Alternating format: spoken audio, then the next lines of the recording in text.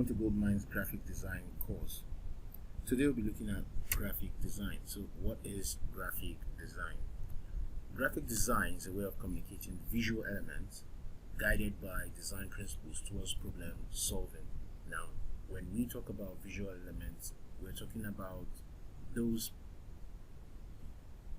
entities that are brought together in graphic design to make a particular message pop up, and those principles that help in us propagating such elements towards making a much clearer information for us to understand. Let's go on. We have these fundamentals of graphic design. We're looking at its elements, and in the elements of graphic design are line, color, shape, texture, space, typography, and form. Let's take line. Line can be used to define a certain composition. It can be used to highlight information or separate them. It draws to focus an information of emphasis. It can also be used in illustration of graphics like logo, flyers, infographics, and even newspapers. It could even be used in design to frame them, making the information pop up.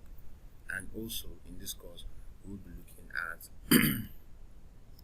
graphic design colors.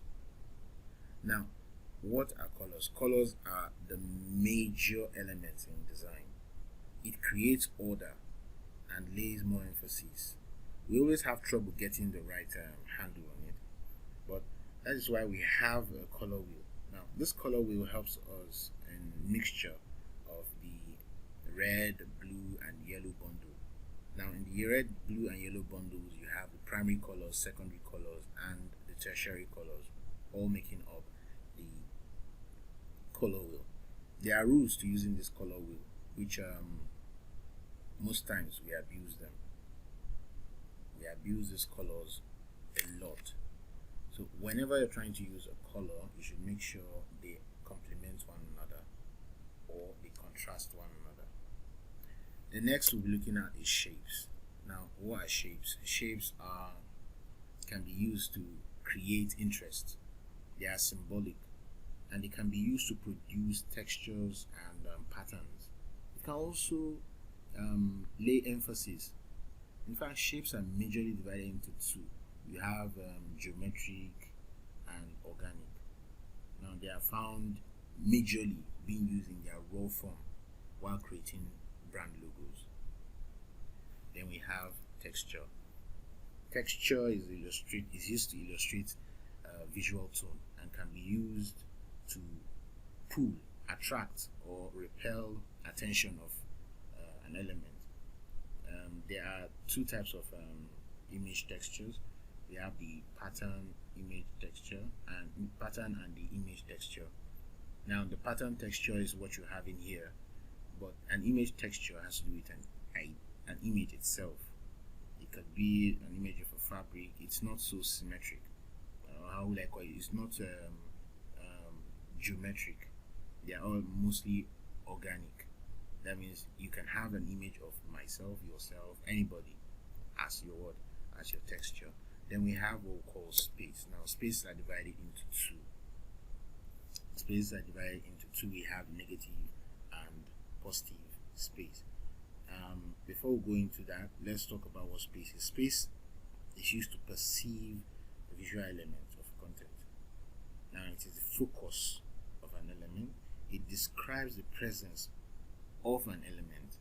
Take, for example, the positive space brings out the information itself. If it were a character, it tells you this is the character.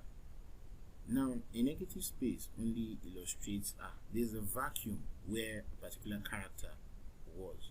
Think of it as a home that has been vacated. So that empty place is called the negative space. Then we have typography. Now, for many of us, we use typography a lot. Now, type is an easy way to communicate information through words and eyes. Now, typefaces are stylish, we know, and there are many categories of typefaces. We have the serif, We have the sans serif, we have fancies, we have decoratives, bitmaps, and the list keeps going on and on. Now, it can be functional, and some of them can be decorative. Some can be corporate, some can be informal, some can be formal, like I've said before. Then we should always avoid the use of some particular outdated typefaces. We have moved levels upon levels. Typefaces like Papyrus are no longer used again. Comic Sans are really outdated, they're obsolete. Though to some extent, light Comic Sans are being used, but you shouldn't even dive into that. Use the recent and beautiful ones are coming up, please. Then after typography, we have what we call form. Form is simply 3D, a feeling that is being given to an image that makes, an element that makes it feel solid, that makes it feel as if you can actually feel what it is. Many of you have seen all these designs where it looks as if it is original, it was placed on the table, it was placed on the cup, it was placed on the wall, it was placed on. Yes, these are forms. They stimulate and enhance tones. They enhance what the image.